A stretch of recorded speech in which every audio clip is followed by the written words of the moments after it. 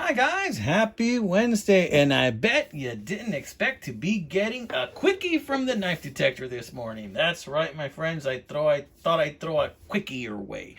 And here it is. So I came across this bad boy, or should I say bad girl, at a market. And it's market days in Harlingen, Texas. They have it the first Saturday of every month. I believe it's the first Saturday or the second Saturday. I think it's the first Saturday. In any case, they have several antique stores, right? And all you have to do is zigzag, cross the street back and forth, and go over. And there's one that I like to go to and that I've gotten lucky a few times. And I found this girl right here. I'm calling it a girl because I think it's a Girl Scout knife. I think this is a Girl Scout knife. I'm not 100% sure, but it's just the size of this knife lends itself to being a Girl Scout knife size, I think. 1, 2, 3, about 3 and 3 1/4 inches, something like that. So I think this might be a Girl Scout knife. Let's take a close look at this thing. Now, this has what I believe to be Delrin handles, brass spacers. Look at the tolerances on that. I think this might be from the 70s.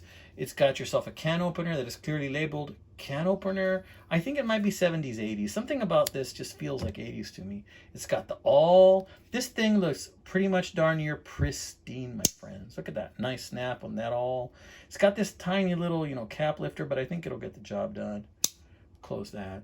And the main blade. And here you can tell this is a Cutmaster Utica.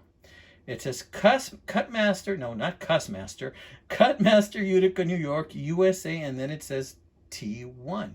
And I don't know what that T1 stands for. If any of you guys can shed some light on that, I'd appreciate that. When I got it, it was pretty dull, but now it's very sharp, and that bothers me because I did find a flaw on this knife, and there's the flaw.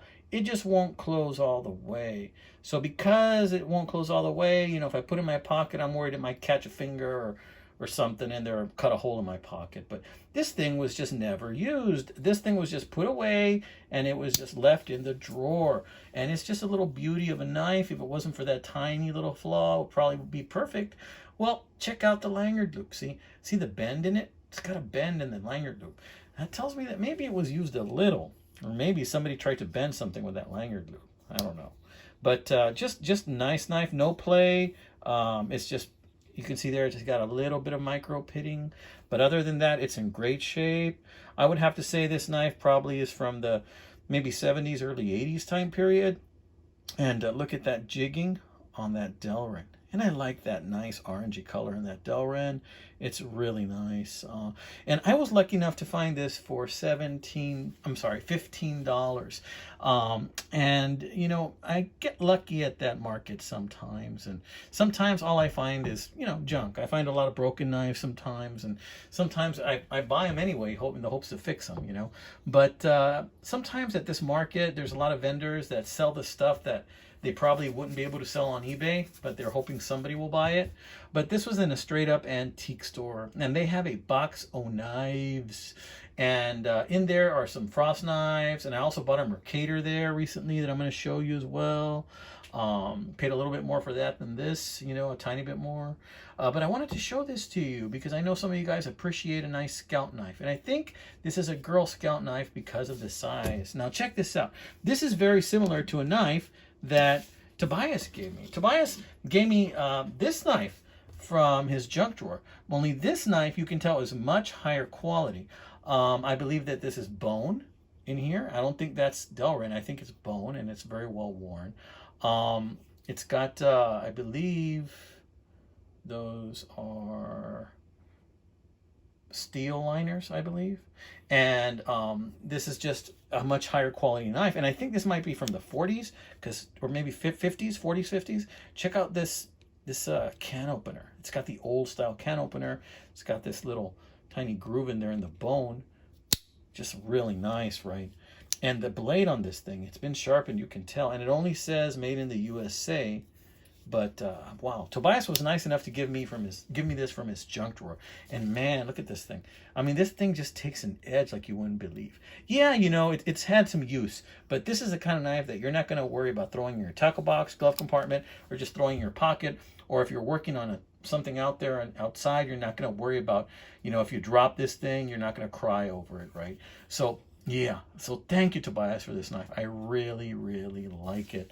You know, of course, you know, you got the screwdriver. It's got that really long flathead style screwdriver in there. Really like that too. Yeah, I didn't work too hard at cleaning this because honestly, I mean, I know this is never going to win any beauty contests, nor would I want it to. But, you know, that's a sharp awl right there. Look at that. That is sharp. But I really like it a lot. Thank you, Tobias, for that.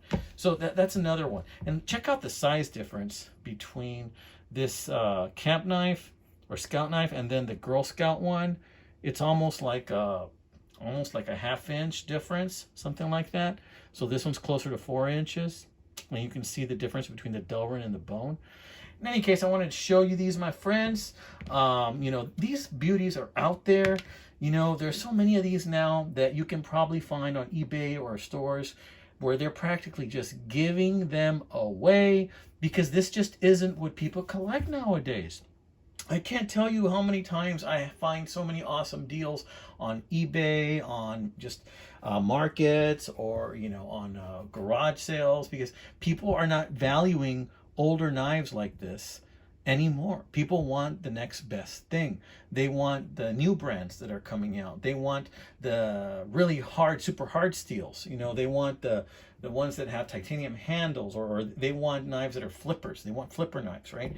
And, you know, that's the direction that the knife community is going in a lot of ways. But because of that, you can find beauties like this at unbeatable prices. So now's the time for you, my friends.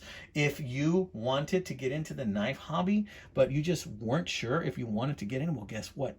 Now's the time. Or guess what? When you were in the 80s and you were a young teen and you're like, man, I wish I had that knife. It is too expensive. Guess what? Now you can probably afford it.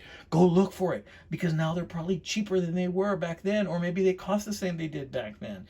You know, those knife styles like lockbacks, the vintage buck knives, you know, older buck knives, older charade knives, you know, go out there, old timers, go look for them, because now they're affordable, they're plentiful, and they're just not as popular as people thought they're not as popular as they were back then. So people aren't thinking about them as much now as they used to. So the prices drop, supply and demand. So now's the time. Seize the day. Carpe diem, my friends. Carpe diem.